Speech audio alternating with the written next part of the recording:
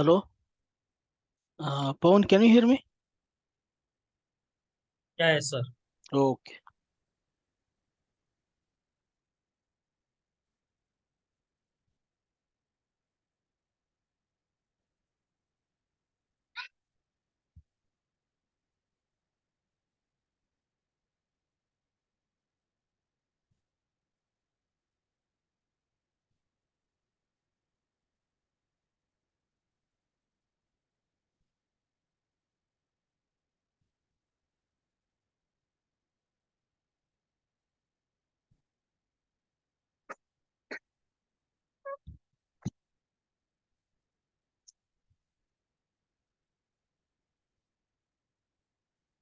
Yeah, wait a second. I'm just sharing my screen. One second.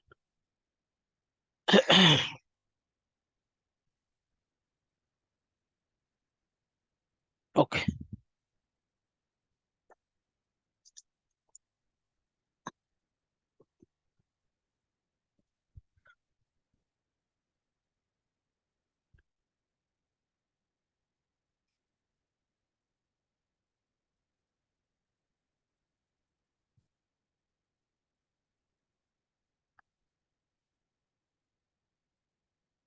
Okay. Are you able to see my screen? Yeah, yes, sir. Okay. Okay. In the last class, we started this probability. Okay. Just with in a continuation with that, let's begin with the rest of the topics in status. Sorry, in the probability. Okay. Let me enlarge my screen. Okay. This done.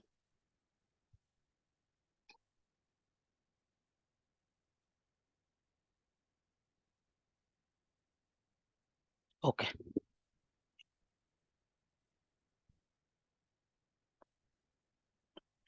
Okay. Now, till now, we discussed on what is probability. Okay, and we looked into the different terminologies in probability, that is mainly on the experiment, sample space, and the event. And also we looked into the disjoint and non-disjoint events, and also we looked into equally likely events, and the disjoint or mutually exclusive outcomes. Okay, so these are the few things which we discussed. uh, let's begin with the next topic. So the important things, one is probability distribution. So in the next class, I'll touch upon the probability distribution. So where we'll be discussing on different, the discrete as well as the continuous probability distributions. Okay. So which we generally come across in the data science. So just let's see what we mean by probability distribution now. Because you know that already we know how to calculate the probability for any kind of the events that is part of the or any kind of experiment. Okay, so generally what we did, we in the probability we discussed about the experiment, and this experiment will have the sample space. So this is all the collection of outcomes of the experiment. Then we discuss about the event also. The event is nothing but the subset of this sample space. And again there are variations in the event which we already discussed, like dependent and independent events, then disjoint and the non-disjoint events. Okay, yeah. Now, this probability distribution again, it's a table of all the disjoint outcomes and their associated probabilities. So what do you mean by the disjoint outcomes? So for example, think that see in the case of the coin, okay, so when we toss a coin, so there are two outcomes, as you know, there is a head and the tail outcome. So it means that these two are the disjoint outcomes, means that these outcomes won't appear at the same time. So at any one point of time, so there could be head or there could be a tail. Similarly, when we toss the dice also, so for the dice we can expect that 1 to 6 as an output, but at the same time, okay, any one output may not appear all the time. Okay, means that so for example, one would be appear at the same time. Okay, so again, two is also an independent. These are all disjoint outcomes of the experiment for throwing a dice experiment. Okay, so now what we do generally for each of the outcomes, we create the probability for each of the outcome. For example, think that, so distribution, for example, now what I'm doing, uh, I'm throwing a two dice. If you see this, the sum of the two dice. For example, now what would be your combinations of the two dice? Now, when you see this, so in the first dice we have 1 to 6. In the second dice also you have 1 to 6. So almost you'll have around mm, 36 combinations, 16 to 6. Okay, for example, if you start with the 1 1, we'll have 1 2, 1 3, like this. So we'll have last 6 1, like this, up to 6 6.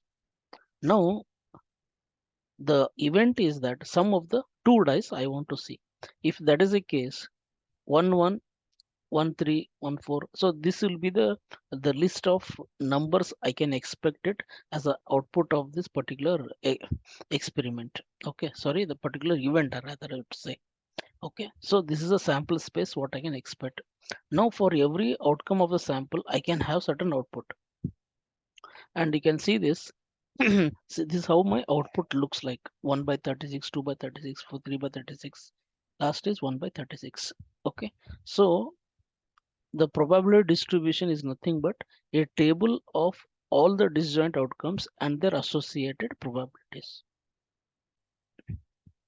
So this is nothing but a table kind of, okay, where here are your outcomes and here you can expect their respective probability. And if you can plot this, what you understand from this, just you can see this is how it is actually. So 7 is that highest. Okay, yeah, this is the probability. And you can see this, the dice sum, that is from 2 to 12. I'm just plotting in an x-axis, and my output, that is the probability value in the y-axis. If I plot it, so this is how my, this looks a histogram plot. So this is how it looks like. Generally we call this as a normal plot, okay, or a bell curve. Okay, fine. So this is about the probability distribution. We'll again discuss this in the further, but since we have just discussed about what is how we can compute the probability for the disjoint events, that is the reason I wanted to bring this point here. Okay, yeah. So basically, when you probability distribution is because here we're considering all the outcomes, correct? So these are the properties which you can expect it from the any of the probability distribution. Okay, the outcome listed is a disjoint. Okay, so as we know this, these are all the disjoint outcomes, 2 3 4, because they're all the outcome do not appear at the same time. Then again, each probability must be between 0 and 1. Okay, so you take any probability, and all this probability will be 0 to 1. Suppose if you add all these probabilities, so that will be equal to 1. Okay, so if you say this, the probabilities must be equal to 1. So these are the important three properties we can expect it from the any of the probability distribution, not only this particular experiment. So in generally in any probability distribution, these are the three important properties of it. Okay, so the below table suggests three distributions for the household income in the United States. Okay, so here one is correct. Which one must be? Okay, for example, now I have listed as first distribution, second distribution, and third distribution. And this is the probability value. And this is your outcome of the experiment. Okay, so if you see this, there are three distribution, but here one is correct. So with this data, what we can see, so generally our expectation is that when you add all the probabilities in the distribution, that has to be equal to 1. So let's take which one is correct here. So if you take this 8 8 9 3 or 9 okay, it may not be 1. So okay, 8 7 15 15 okay, I think the last one is correct here, because When you add, it will be equal to 1. Okay. So that is the third property of the probability distribution that holds good for us here. And or if you take all the probabilities, probably this is minus 227. Okay, so this is less than 0. So this won't be because always the probability will be between 0 to 1. Okay, and if you sum up all the probabilities of the probability distribution, so it will be equal to 1. So the last is the correct here. Okay, yeah. Coming to the complement of an event. So you know this complement. If you put the Venn diagram, suppose for example, this is my A set. Okay, what is the complement of this? So definitely this is the other area excluding the A. So that will be my A complement. I can represent it as AC, or even I can represent it as an A bar. Okay. So what happens generally, if you add up both the things, the probability of A plus the probability of A bar will be equal to 1. Okay. The complement of event, okay, represent all the outcomes not in A. Okay. So that is a complement of it. For example, event is equal to is equal to 3 and its complement is 1, 4, 5, 6. It represents sample space which is a set of all the events. Now this is your sample space 1, 2, 3, 4, 5, 6. This is mainly for the your dice output. If one of your events says that as a E is equal to as 2 comma 3, then the E complement will be equal to excluding all these outcomes like 1, 4, 5, 6 is your E complement of E. Okay, fine. Example and the complement. According to the American Veterinary Medical Association, 31.6 of percent of American households owns a dog. Okay, so that is the the survey which was made by this American association. Okay, so it means that around 31.6% people will have a dog. If you take this complement of this, okay, so like for example, now if I take the event as having a dog, okay, so that will be equal to probability of E will be equal to, it will be around 0.31. So if you take the complement of it, then how do I do this? That is 1 minus 0.31. So that will be roughly around 0.69. Okay, so that is how we calculate the probability complement of an event. Okay, yeah, you can see this. Fine. Do the okay, the question here, we want to compare the disjoint versus the complementary. Okay, you see this disjoint also we say that. So any of the outcome won't appear at the same time. So that is the meaning of the disjoint outcomes. The complementary, as we already discussed. Okay, so here in these two statements, what would be your correct way? Do the sum of the probabilities of two disjoint outcomes always add up to 1? Do the sum of the probabilities of the two disjoint outcomes. Okay, any two disjoint outcomes. So for example, in this dice only, I have the outcomes as a 1, 2, 3 considered as an event. Okay, so if in this the probabilities of two disjoint, any two disjoints, whether it will be sum to 1, no, actually the total sum may not depend on only the two outcomes of an experiment, right? So even there could be some other the outcomes also in this, so that consideration is not considered in this statement. So this is wrong actually. Do the sum of the probabilities of two complementary outcomes always add up to 1? Yeah, two complementary outcomes. Suppose if you see the event as as E equal to something as 1, 2, 3 in a dice case, so then E complement will be rest of the outcomes, right? So 4, 5, 6. So then if you add up E and E bar, then the probabilities of those two events, then that definitely they're going to add up to 1. So here, yeah, that's what we are trying to say here. Okay, then coming to this independent events. See, an event is said to be independent, okay, of another event B if the probability of occurrence of one of them is not affected by the occurrence of the other. Okay, see, for example, you take any the event, right? You take any event, and uh, when you call them when we call them independent, because they do not influence each other. Okay, means that they do not influence each other. That's what we want to say. Those are independent events.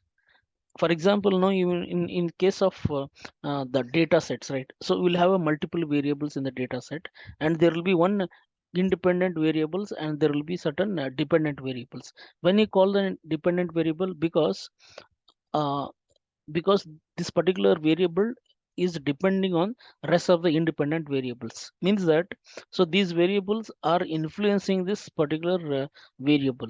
Okay, so in the case of the probability, if there are two events as E1 and E2, okay, I call them as independent because they don't influence each other. When they are dependent, it means that they are influencing. Okay, they are influencing. Mhm. So if when two events are independent, so our probabilities will be very simple. The probability of A and B will be equal to just the multiplications of A and B. S- Okay, let's take an example. What are the see, these are the few examples which I want to list. The rolling a die and getting a six, and tossing a coin and getting head. Okay, means that so I'm just rolling a dice, whatever number I get it. Even at the same time I'm tossing the coin also. But how they are influencing, because I have one certain event from the dice and I have some event from the tossing a coin. So definitely those two events are different and they're not dependent on each other. So they are totally independent. And again, even in the case of tossing a coin, let's take this. Okay, getting a head and getting the tail. Okay, so these two are independent outcomes of this experiment, but still if you consider as one of the events, something like getting a tail is my event and getting an head is an event. If you take this as E1 and E2, and E1 and E2 are definitely they are independent. They do not depend on any of this, but it has to be unbiased. Okay, then again, suppose choosing a blue ball from the bag containing blue and yellow balls, not replacing it, and then choosing another blue ball from the same bag. Okay, so now we have a certain bag here, and there are some colored balls are inside the bag. So now think that I'm trying to pick one ball. Let's say I'm picking a blue ball, and again I'm just I'm replacing it back, then I'm putting one more ball which is a red ball, and those two events are independent from each other, so they do not depend on. So but we can make them dependent in a case like, for example, if I pick the blue ball and if I don't replace it, okay, if I don't replace it, my next event where I'm drawing one more marble or ball from the bag, that has a dependency because of what color I have picked it earlier. Okay, if I have not replaced it, okay, if I have replaced this, there is no issue because every the particular event becomes an independent. Okay, so this important, the not replacing it is very important because this makes actually, if you do not replace it, that makes dependent events. If you replace it, that becomes an independent event. The student in a class 5 having a brown hair on the size 3 feet. So those are unrelated because they are independent here. Okay, let's take one simple example. A card is chosen at a random and a standard deck of 52 playing cards without replacing. Yeah, now you are saying without replacing. So how many cards we have in a deck of card? There are 52 cards are there. Okay, so we have already come across. There are the four category in this card. Okay, so already have seen this. There are 52 cards, and without replacing the second card is chosen. Now first I will draw one card, first card, then I'll put it back, then I'll take the second card. Okay, what is the probability that first card chosen is queen and the second card chosen is jack? Okay, means the first card is queen, and what is the probability that second card is jack? So what is happening here?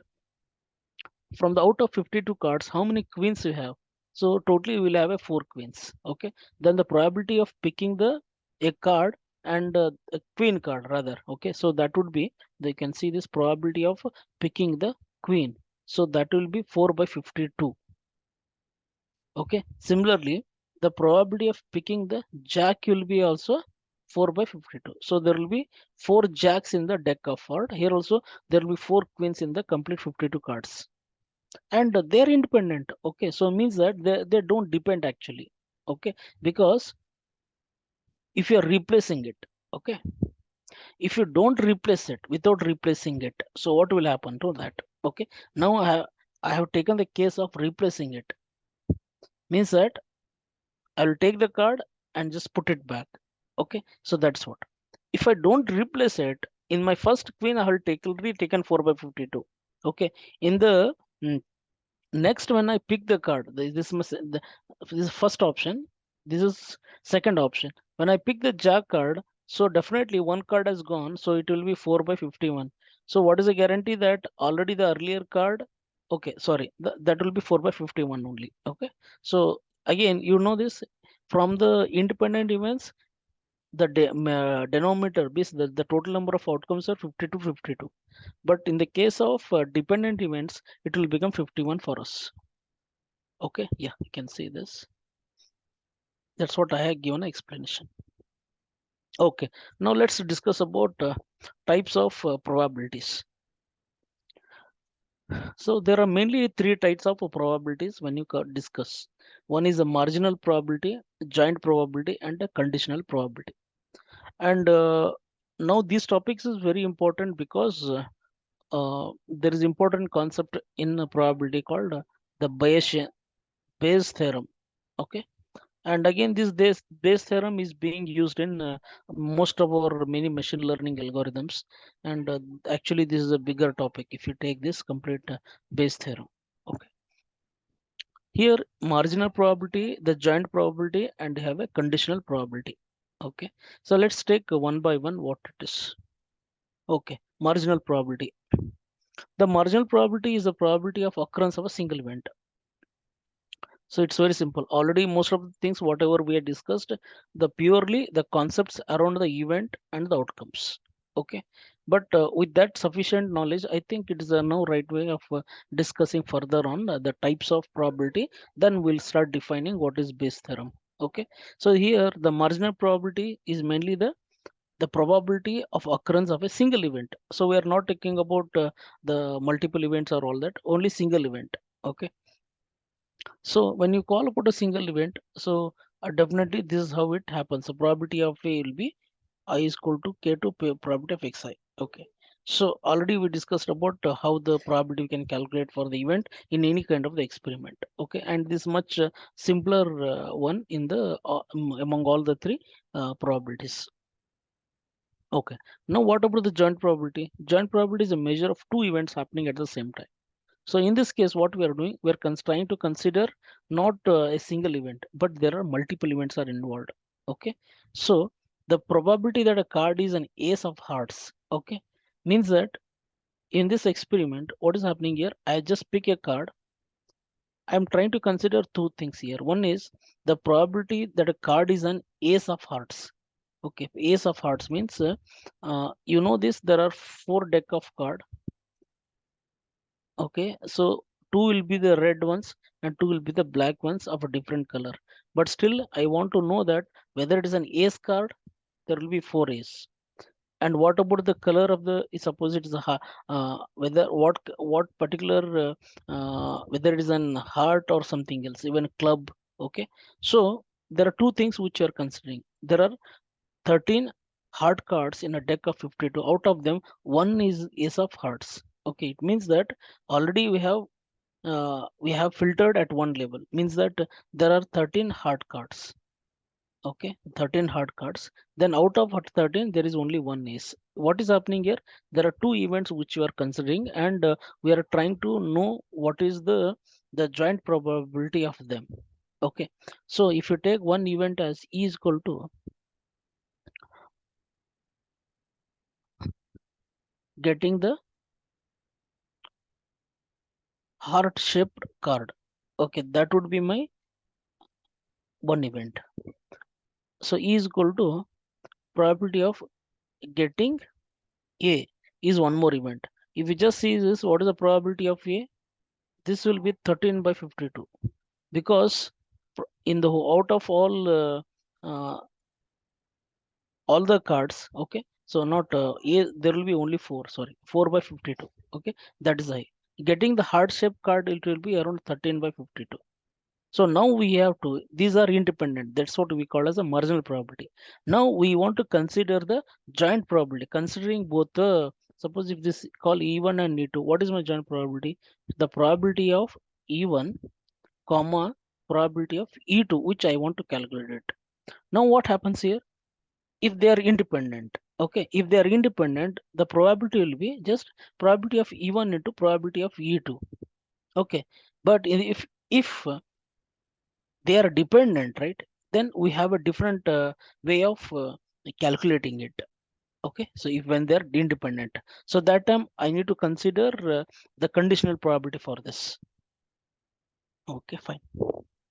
That's what the conditional probability, the probability of an event or a outcome based on the occurrence of the previous event or a outcome. It means that when during the probability calculations here, in this joint probability, those two events occur actually, but in the conditional probability, uh, a probability depends on of the previous event, whether it has occurred or not, or any the given information, okay. So this is very important in the case of probability, the conditional probability, okay. So think that if a and b are the dependent events, then expression of the conditional probability is given by as I said, the probability of, if you take this a given b, so a given b means that, so this the particular b event is already given to us, it has already occurred. Then we want to know what is the probability of a, okay. Now these a and b events are actually dependent. If that is the case, what happens, the you have to take the joint probability of both, then we need to divide it by b here, okay, the probability of b. So this is what conditional probability is. And similarly the same holds good for, even if you take probability of b given a, which is equal to the probability of a b and probability of a here, okay. So now if you take this as a just discussion, now what is happening here, if I take this one here, if I take this one here, what will happen, probability of a given b and probability of b, and we left with in RHS only the probability of AB, the joint probability. Here also I'll left with the AB. So now if I equate these both two, so what I will get it? So the probability of B given A into probability of A. So now this is the what I get it. Now what I can do, I can just go back here, the probability of B given A into probability of A and divided by probability of B. So now this becomes your actually the base theorem. That's what we want to discuss in the base theorem. Okay, this what happens. So again, this is coming getting derived it from our conditional probability. Okay, so now we saw three things here. One is the marginal probability, then we saw the joint probability, then we saw the conditional probability. So when the data set is given to us, so let's see that how we can calculate the uh, three probabilities. Okay, okay. Now what is there in this data set? If you see this data set, in the columns we have, there is a data, means that this is about the salary package obtained by the participant. Is a salary package, and this salary package is again a categorical variable, and mainly if you see this very poor package average. Okay, so what kind of categorical variable is that? So it is a not a nominal and this is an ordinal. Okay, so that is a type of variable is that. Similarly, here we have a categorical variable that is with training and without training. Fine. Now here is the data. So means that the people who have already participated and there is a count. The people like for example now the there are 40 people who have got the training with the training and their average is package, and there are 40 without training and they have the average package.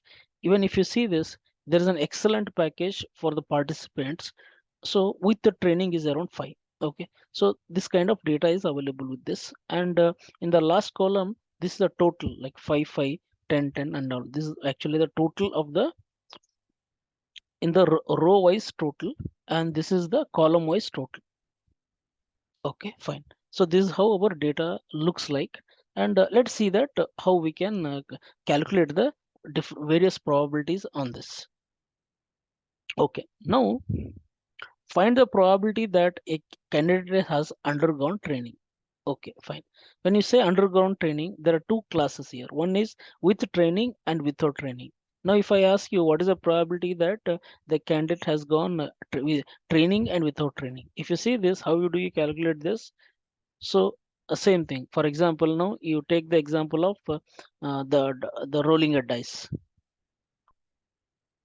Now take the rolling a dice. When I want to calculate the marginal probability, see what are the out sample space, like 1, 2, 3, 4, 5, 6. You have a sample space. Okay. Now on this on top of the sample space, I'm creating certain event. Let's take event E as the event. Okay. And let's say event B like the even numbers. So if you see the even numbers, number of even numbers are 2, 4, and 6. Okay. That will be 2, 4, 3 by 6. The probability of that event. Okay, where my event is the event numbers. S- Simple. Okay, what is happening here? I'm taking the total number of outcomes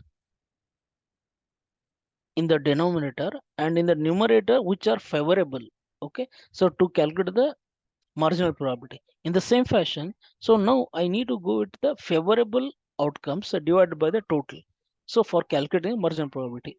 So when what is my question here? Undergone training is something here. So what is the total here? 45. What is the whole total is 105. Now 45 divided by 105 will give me the probability of an event candidate has gone undergone training. If I give if I make this as an event is equal to candidate has undergone training. Now this will become E of P equal to 40 by 5, 105. So that's how I can come up with the probability. This is with the training. Now what is the complement of it? Probability of E bar. E bar will be 1 minus 40 by 5, 105. Okay. So what is the E complement? E complement is without training, what we can calculate it. So this is one way of doing it. Otherwise, we can do it by 60 by 105. Fine. Okay. Now that's what we are calculating here. The probability of training will be 45 by 105. That is 0.42. Okay. Now let's compute the joint probability. Find the joint probability that a candidate has attended the training and has also a good package. So now this becomes important. So let's divide this into two events here. What are the two events? Now let me call as A as one my event. A equal to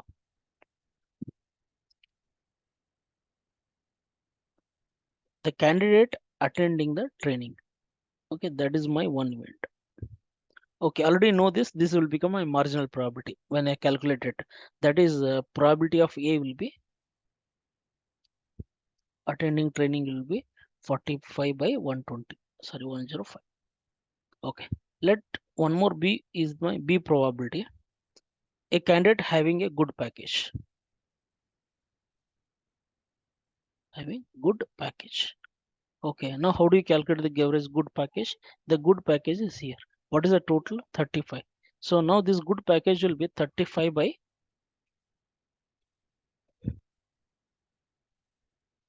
105. Now this we have calculated uh, using the marginal probability. Now we need to calculate the joint probability of it. What do you mean by joint probability? So we want to know what is the probability of AB. Okay, yeah. So let's see how we can calculate this. You see this? Okay, 105 is the total.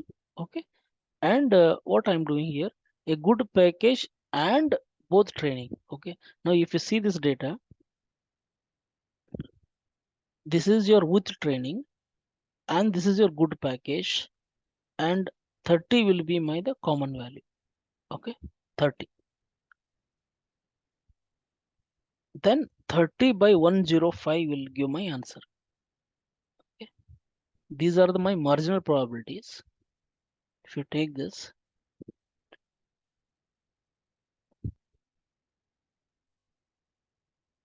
yeah, then now 30 by 105. So that is the is here and with training. Okay, this 30 by 105 is how I can calculate the joint probability.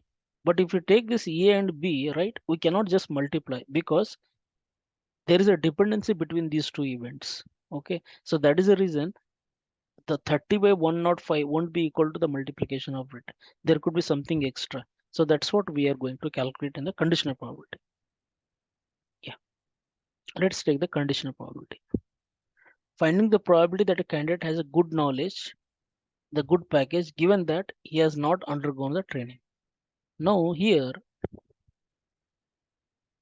okay. So if I divide this is by two things. One is not undergone training as the event B, then the good package as an event A. Now what is the conditional probability? The probability of A given B. The B is already given, means that he has already gone with the training, and what is the probability that he's get a good package. Okay. So now if you take this, how do you calculate the conditional probability? So this will be probability of B. Okay. Then this is probability of A and B. So that's what we need to calculate now. Yeah. Now what is the marginal probability and the conditional probability? If you take this joint probability, in the joint probability, what value I will get it here? Okay.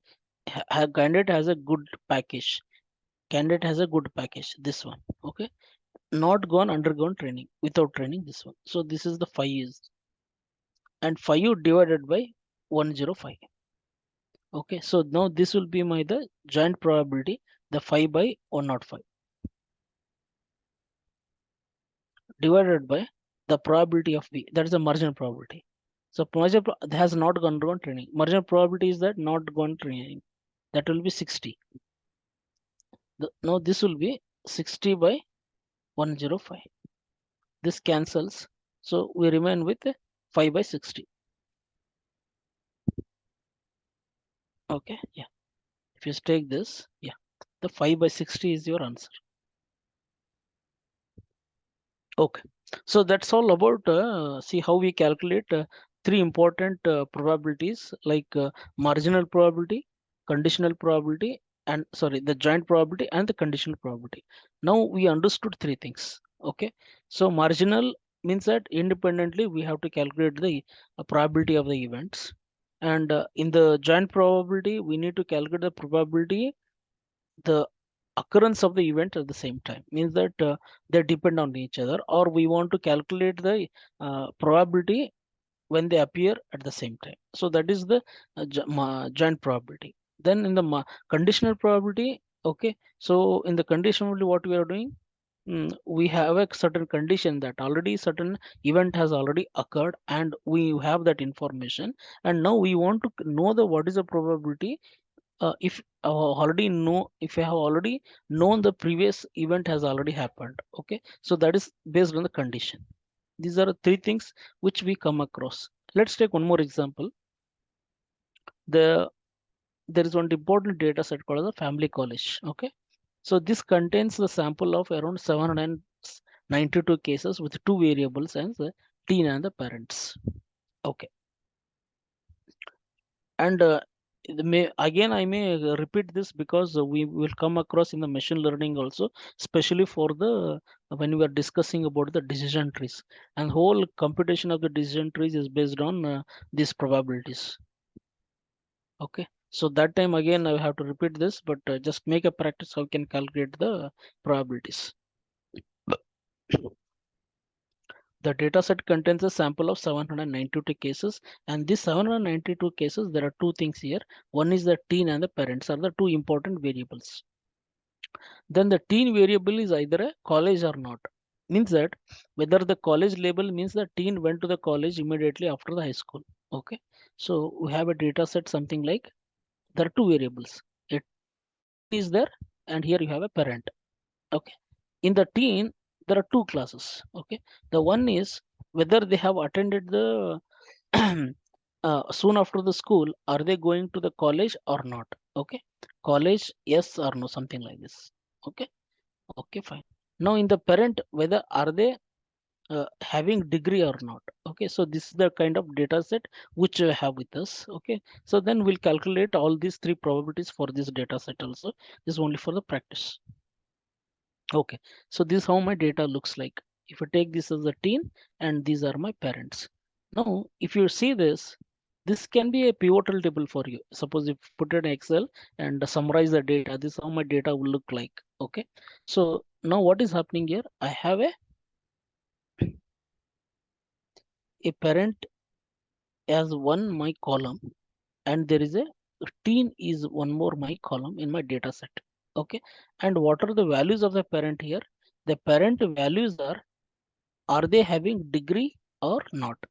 If you see this, there are only two variables. This could be your the binary kind of thing, whether zero or no one, something like whether they have having a degree or not. Okay, so that kind of categorical variable or a categorical value it has got. So it means that the parent is a purely a categorical variable for us. Similarly, the teen is also a categorical variable having only the two values of it, whether they're attending the college or not. Okay, now this full complete data set we have converted it into a numerical table. Okay, that is a frequency table. So now what happens if you see this, a parent having the degree, then a teen attending the college is around 231. Same thing, earlier we calculated a marginal probability, then we calculated the joint probability, then we calculated the conditional probability. So let's take few examples on this. Okay, let's take marginal probability. Again, if a probability is based on a single variable, we know that it depends on only the one variable. It's a marginal probability. Either we are calculating for the teen or we are just calculating for the parent. Okay, so means that we are just calculating for only one variable. Now, what is the case here? Probability based solely on the teen variable is a marginal probability. Now, I want to know that whether teen is going for the college. What is the probability? If you take this, the teen. And what is the college here? Yeah, this is my college. How many people have attended the college? That is 445 out of 792. Okay. Then if we divide it by 440 by 792, and this is your marginal probability for this 18 equal to college. Okay. And again, the complement of it will be teen is equal to not.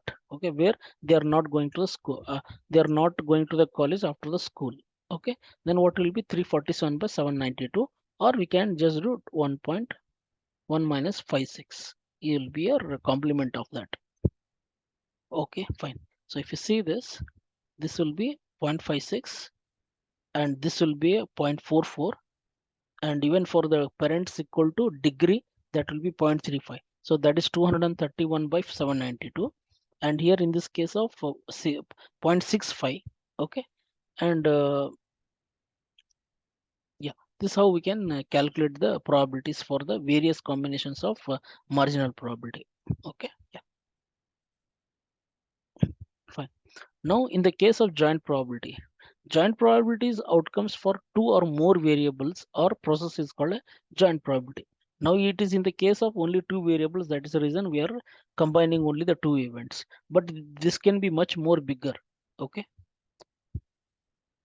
So now I want to know whether teen is equal to college. Where is the teen equal to college? That is this row. No. Okay. Then and parents not. Here parents not. If you take this 214 is column and 214 divided by 792. If you do this, this will be my 0.27. Okay. Yeah. Okay. Now what will be my the distribution, how it looks like if we take this joint in outcome, the parents degree and teen college, the parents degree, the parents degree and teen college, the parents degree and teen college, that is 230 by 792, that is 0.29. Okay, and parents degree and teen not is 0.06, parents not and teen college. All the four combinations, if you take it, the total probability will be equal to 1 for you. Okay. The parent's degree and teen college, parent's degree, teen not. So both the case we are considering. So parent's degree is one case. Okay. Parent's degree is one case, teen college or not. Then parents not, then college or not. So totally we'll have four probabilities. If you combine all the probability, that will be equal to 1 for us. Okay, yeah. Now, is this a probability distribution where events are disjoint, all probabilities are non-negative, and the probability sum to equal to 1? Yeah, definitely. This is your, as I said, this is a probability distribution for us. Okay, let's come to the conditional probability. See, there is some connection between the education level of the parent and of the teenager. A college degree by a parent is associated with a college attendance of the teenager. Okay, so there is certain connection is there. Okay, so that is the reason the dependency will come into the picture when we are considering the conditional probability. How to use this information about association between the two variables to improve the probability estimations. Okay, see, the probability that a random teenager from the study attend to the college is 0.56. Okay, could we update this probability if we know that one of the teen's parent has a college degree? Okay, so what is happening here? A probability that a random teenager from the study attend the college.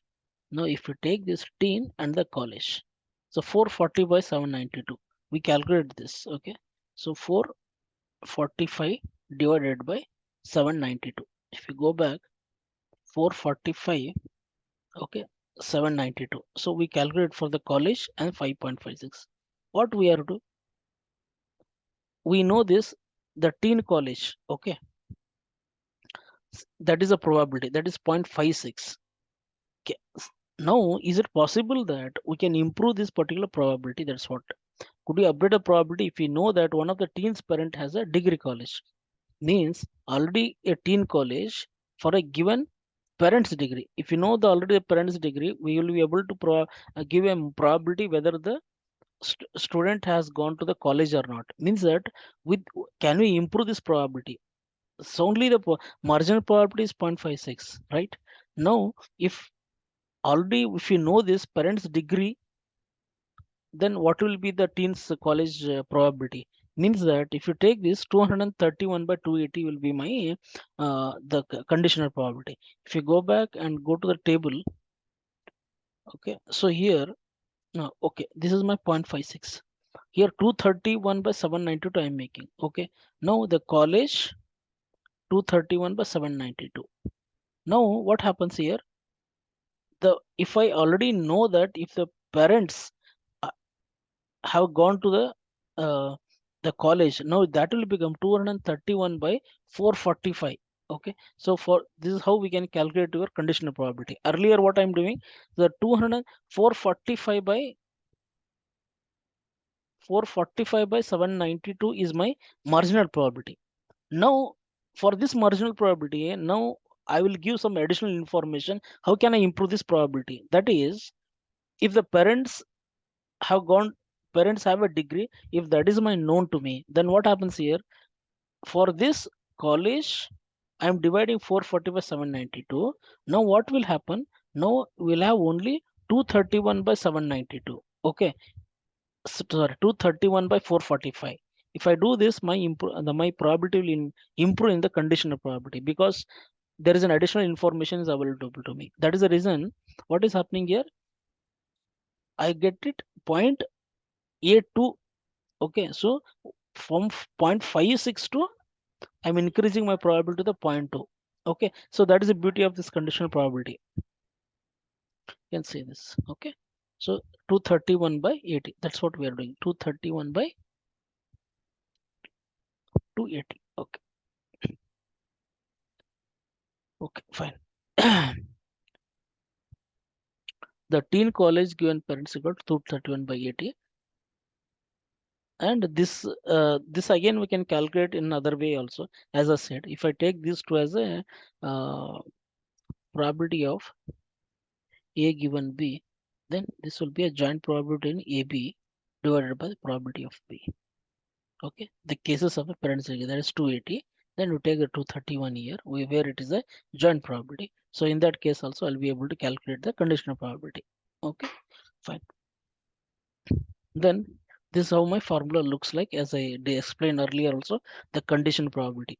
Okay, in the case of now, this probability is conditional on the p value. The probability, this is your point estimations. For example, now you take that any event as an any event. For example, think that I am going to the forecast whether tomorrow it will rain or not. If I take that as an event, I will have certain probability value for this as x. Okay. Now, now for example, now think that for this one, some information is available with me.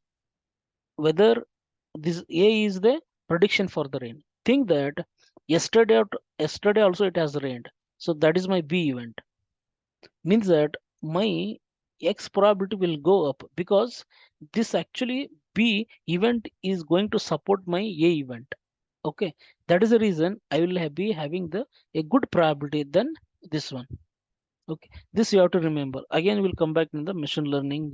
This conditional probably we'll come discuss more on the Bayes actually. Again, these are all influencing our Bayes theorem. Okay, so that's all about this one. Okay, fine.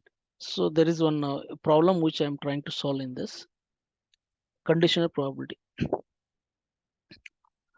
Okay, so leave this example. Then again, this will be I think you already know the probability of A given B. Just understand joint probability of AB divided by the marginal probability of B here. Okay. So the same thing from the data we need to calculate probability of A and probability of B, and we need to understand what is the joint probability of AB. Then we'll be able to calculate your conditional probability. Okay.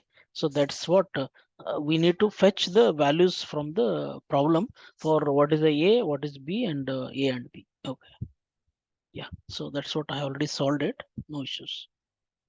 Okay, now independence and condition probabilities. Now independence. See, what is important for here is if A and B are dependent on each other, then there is a meaning even because, as I said, yesterday it was raining, and what is the probability that tomorrow it will rain? So it means that those two events are actually related. That is the reason we are calculating as something like AB by B. Okay.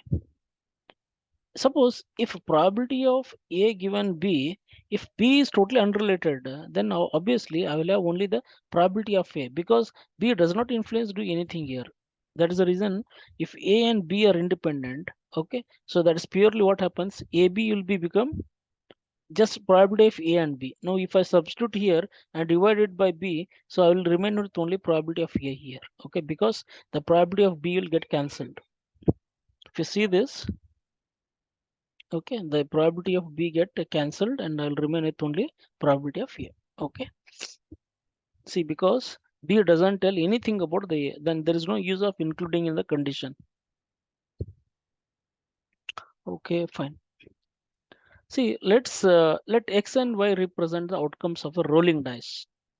Let X and Y represent the outcomes of the rolling two dice. Okay, now we are rolling two dice, not one. There are two dices here. Okay, so here also we'll have 1 to 6. Here also you'll have 1 to 6. Okay.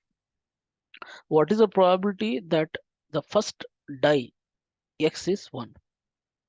What is the probability that the first die, when you throw two dice, what is the probability that the first X is 1? Now, if you take this, how many combinations you will have totally? You will have 36 combinations in my sample space. In this, what I am considering, I want to know what is the probability that first die, okay, means that that has to be 1. If you take this, it starts from 1, 1, 2, like this, 1, 6. Okay, then it will start 2, 1. In only in one case, I will have 1. So how many combinations? 6 combination. So 6 by 36 if you make, so that is the probability that the first die will be X is 1. Okay, so that is the answer here. That is 6 by 6 is 1 by 6 here. Okay. What is the probability that both x and y are 1? How many cases you will have x and y are 1? If there is only one case, again that will be 1 by 36. Use the formula for conditional probability. Compute the probability of y equal to 1 given x equal to 1 here. Okay. Yeah. Then if you see this, I need to know this probability of x equal to 1, then probability of y and x, the joint probability means y is equal to 1 and x is equal to 1. Then 1 by 36 will be my numerator. Then in the denominator x equal to 1, that is 1 by 6. Okay, divided by 1 by 6. So that is my answer to this. What is p is equal to y equal to 1? The probability of y equal to 1. Is this a different from answer from the part C explained? Okay. Okay, fine. Let's see the answer. Okay, as I told, this is 1 by 6, you'll get it. This 1 by 36. Then here also we are just going 1 by 6. Okay. What is p is equal to 1? Is this different from answer? Okay. P is equal to y equal to 1 is nothing but when we'll get a y, 1 is there, that x is and 1. Again, there also will have 1 by 6 because the probability is the same as part of the C. Okay. The probability that y is equal to 1 is unchanged by the knowledge about the x, which makes sense that x and y are independent. Okay. So that's same thing what we discussed earlier. Okay. Okay. There are a few examples which I want to take on the probability. So that will help to describe more on the Bayes theorem. Okay. Yeah. The probability examples. Take that a probability of picking a red ball from the bag of 4 white. See, there is a bag. There are 4 white balls and there are 5 black balls and there are 6 red balls. What is the probability of picking a red ball? Okay, now I want to pick the red ball. This is very simple. Okay, so what are the total number of what is total sample space now? That will be my 15 count. Out of this, I want to pick only the red ball. Now this will become my 6 by 15. Okay, so this 3 2s are 3 5s are. So it will be around 2 by 5. Yeah, fine. Now one more. A bag contains 7 white, 5 black, then 4 red. Okay, so this is a combination. Now earlier I am picking only one ball. Now if two balls are drawn at a random, find the probability that both are white only. Now what happens? Now there are 7 white balls, right? There are 7 white balls. And if I randomly pick any 2 balls, what is the probability that both the balls are white only? Now, if you take the 7 balls, what will be the combination with this having the two same ball in the two combinations? So that will be a 7C2 actually. Okay. So let's take this. Total number of balls is 7 plus 5 plus 4. Okay. So there are 16 balls altogether. With these 16 balls, what will be my two combinations? Means that consider 16 balls as like let's mark it as A1, A2 up to A16. I have a ball. Now I want to know how many combinations of two balls I will have because I am picking only two balls here. Okay, how many combinations of this combinations will have? So that will be around if you see this 16C2. Okay, what will be 16C2? That is 16 factorial divided by 2 factorial and 16 minus 2, that is around 14 factorial. So this is the answer for the sample space. Now what I will do, now this is combination of all the balls including white, black and red. Now I want to consider that only the 7 balls. Now the 7 balls means that will be 7C2. Now if I divide the 7C2 by 16 C2. Okay, so then that will be my total probability for only picking the two white balls. Okay, so that is the answer. Okay, let's get into the Bayes theorem. So important is that Bayes theorem, it shows the relation between one conditional probability and inverse. Okay, so what is that inverse? If you know the conditional probability of A given B, then this is simple as A given B given A multiplied by A, then the total divided by your probability of B.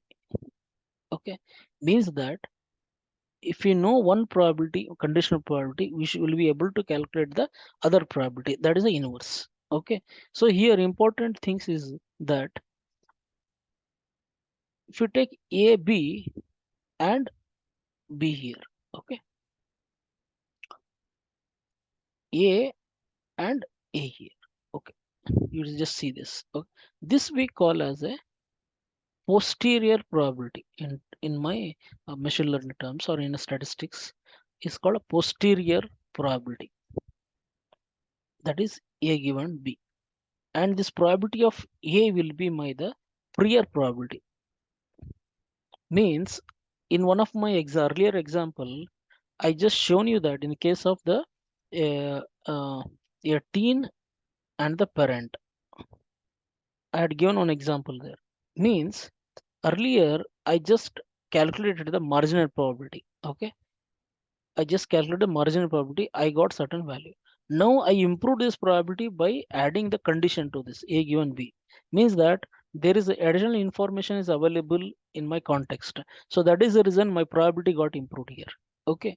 So that is the reason I call this is your prior probability and this is your posterior probability. Means that after adding the known factor into the probability, that will become my posterior. Okay, so these two important numbers, one is the posterior and a prior probability. Okay, anyway, the probability of B will be your marginal probability of B, and this B bar A, we call it as a likelihood.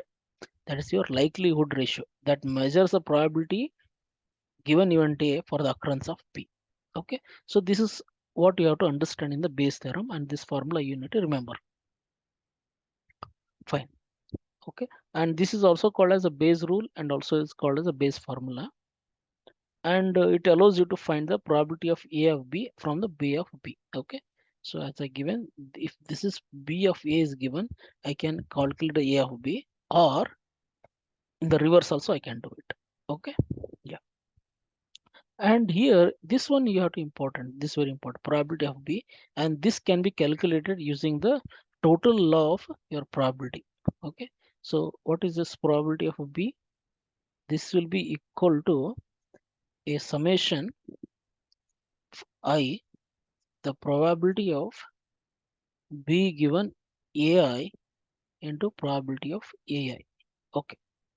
Now, if we know these terms, and you should be able to calculate this based on the events that exist in your problem. Okay. So we'll take some example and solve this. You'll get have a better understanding of the Bayes theorem. Fine.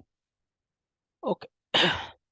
See, one thing, two important things, like these are the two preparatory steps when you want to solve the Bayes theorem. Okay. First, you need to understand the marginal probabilities of each possible outcome of the first variable, the marginal probability.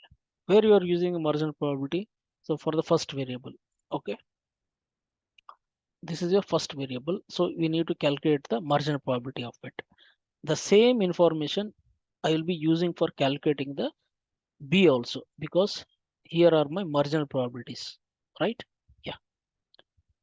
Then identify the probability of outcome of B conditioned on each possible scenario of the first variable. So this is what I am calculating here, this part. Once I have the marginal probability, then I will be calculating the conditional probability on my first variable. Okay. So if you know this, all these variables will be known to me to calculate my Bayes theorem. So these two are important for me, 1 and 2. First one is compute your marginal probabilities of the first variable. Then second one is identify the probability of outcome B conditional on each of the possible of the first variable. Okay, yeah.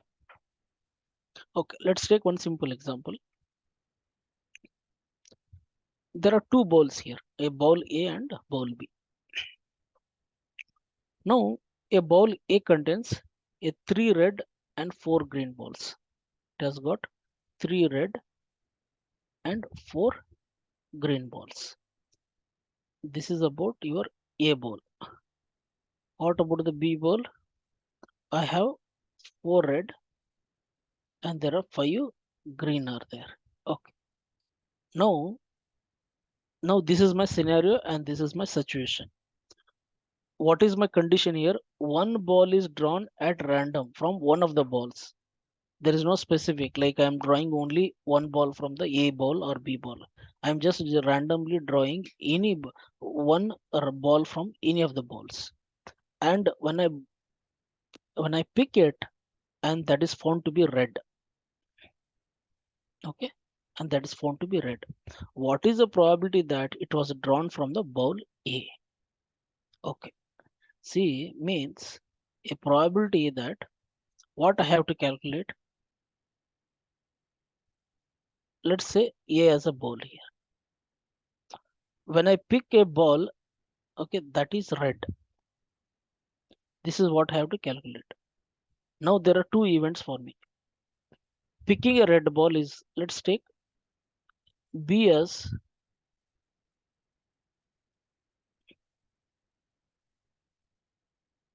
picking a red ball. Then A will be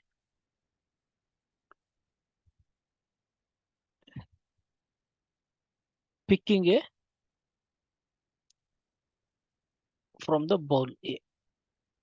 Ball picking a ball from ball A. Okay. Take this. Let's go back to, if that is the situation, you can see this. A ball A contains 3 and ball A contains 5. If I take this, what is the probability of A? I have only two combinations. Okay. See what is happening. There is no fix. I'm just going and randomly picking one of the ball. One of the ball means what is the probability here? Probability of A will be 1 by 2. Similarly, probability of B will be also 1 by 2. Okay. So this is solved for me. Okay. Probability of A and B. Now the next is that. Okay. Next is that I need to go with the RA and RB. That is because I need to calculate A of R. Fine. I have to calculate the A of R. We have to find the A of R. How do you find out the A of R?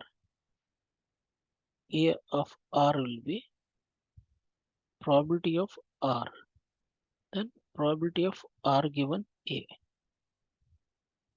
probability of A.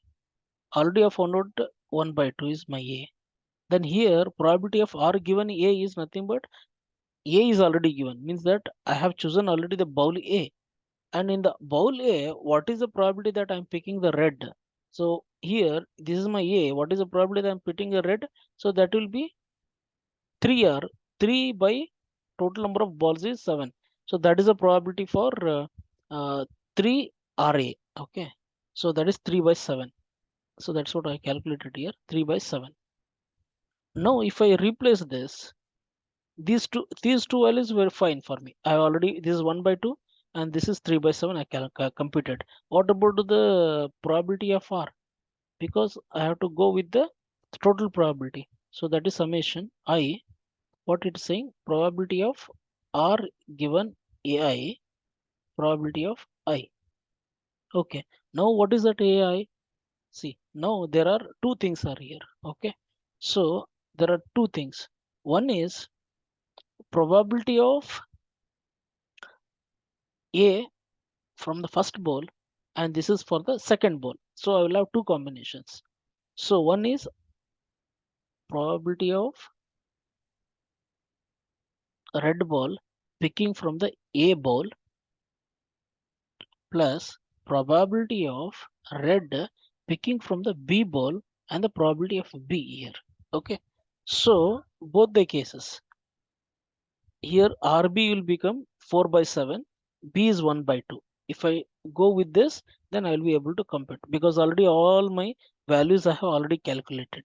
Okay, hope you understood this.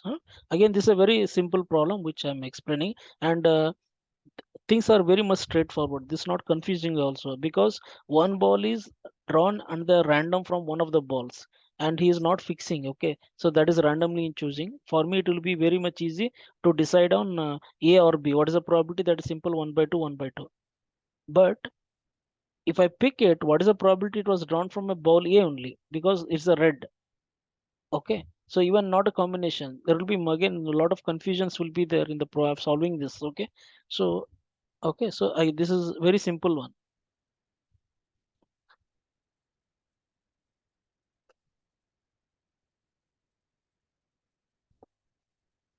Okay, fine. Now let's take one more example. See here now, earlier had two balls. Okay, so and here I was very easily I was able to calculate the number of balls in three urns is as follows. There are three urns, or I can say three balls are there, and in this these are the combination of the balls, red three, white, black, all that. Okay, now what is the situation? One urn is chosen at random. Okay, here also one urn is chosen at a random.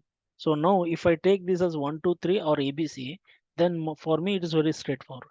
Probability of A and probability of B and probability of C will be equal to 1 by 3 only. Okay. Earlier I had only two balls. If you see this, I had only two balls. That is the reason I made it 1 by 2 because the ball is drawn at a random from one of the balls. Here, ball is also taken. Okay, that event is chosen. Okay, between the three balls or the three urns. That is the reason I'll my probability will be 1 by 3. Fine. Now earlier I was choosing one ball, but this time I'm choosing two balls are drawn random. The balls drawn are red and white. Okay, earlier it was only red. Now I'm choosing the two colors here. Okay, what is the probability that they came from the urn u1? Okay, so you remember earlier what I did? Probability A, and this was red. AR I used to calculate. If you go here, okay, I used to calculate the AR. The given is that the picked color is red, and what is the probability that coming from my A ball? Similarly, now in this situation, I have picked the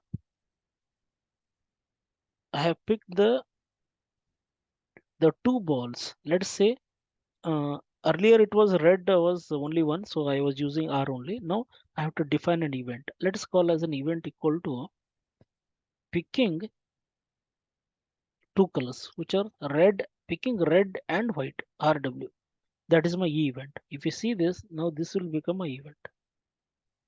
Then what is it's coming from U1. This is the probability which I need to find. Okay, this how can I find it? So the apply formula, the base theorem, the probability of E will go down, then probability of E given U1 and probability of U1. Okay, let us see what is known to us in this formula. The probability of U1 is 1 by 3. This is known to me. Then probability of E given U1 I need to find. What is this? Under this U1, okay, under this E, if I choose red and white, okay, picking the red and white from the U1. So that's what is the probability which I need to find. How can I do this? So if you do this, there are how many probability, how many are there? Six are there. But I need to choose two balls. What are the total number of choice will remain for me? Out of six, two. It means that in the down I will have a 6 C2 as the total possibilities. Then I need to go with the red and white. If you see this, red means There is only one I need to choose. What are the how many possibilities I can have? I will have 6 3C1. Then I will have a 2C1. Okay, so this is your answer to this probability of EU1. Okay, now similarly, I need to calculate for all the three of the urns. Okay, for all of the three of the urns, if I find out, then I'll be able to calculate this probability of E event. Okay, if you see this event of picking red and white balls, probability of E given U1 will be 3C1 and the 2C1 divided by 6C2. Then apply the formula, and this is my total probability. Okay, so again, this is easy for me. So if I know how to calculate for EU1, then I can easily calculate for EU2. So this total probability will become the probability of from the urn 1 into U1 plus the probability of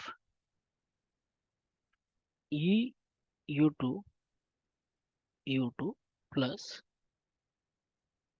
probability of E given U3 by U3.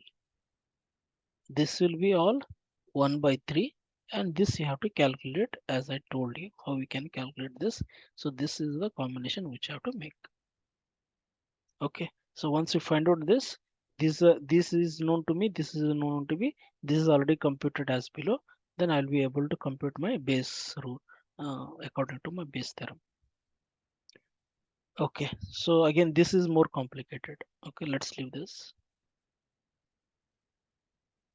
Okay, so again this is our okay, fine. Think this is enough. I think even we can discuss more on the base, the trees also, if it is probability trees.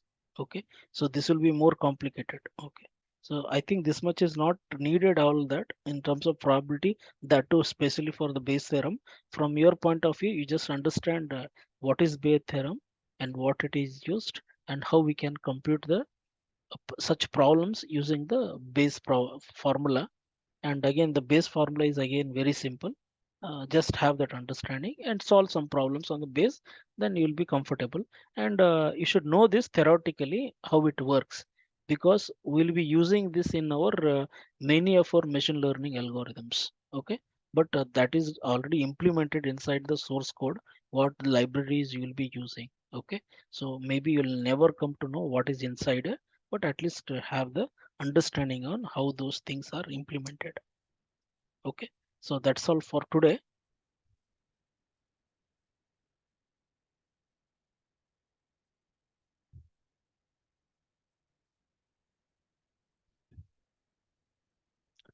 Okay,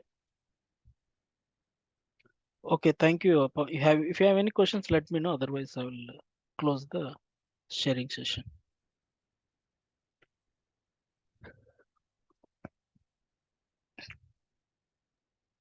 No, sir.